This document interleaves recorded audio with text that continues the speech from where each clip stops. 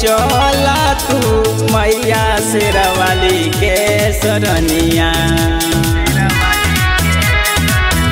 कष्ट मिटई है तोहार हरी है विपतिया भजनिया करे चला तू मैया दुर्गा के सरनिया।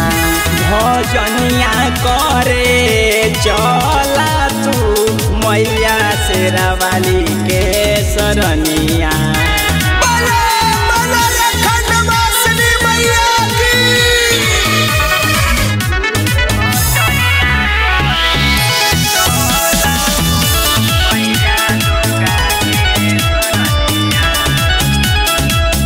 माइयो के माई हई बेटवो के माई तब काहे चिंता करेला मोरा भाई।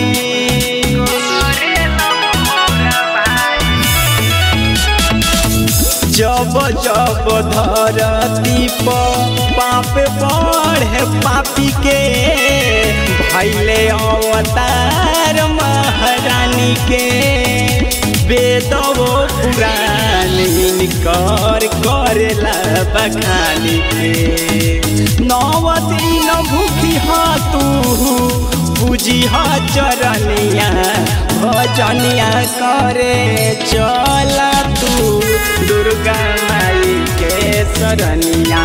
भजनिया करे चला तू मैया शेरावाली के सरनिया।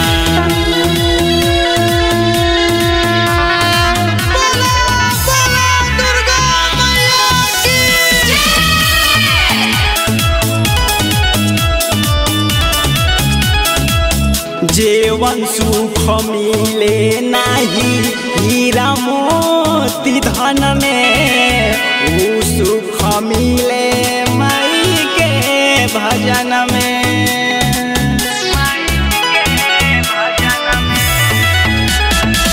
सृष्टि रचवैया मैया जग के हई जननी जे कर भगती करे परम सुख दिहानी।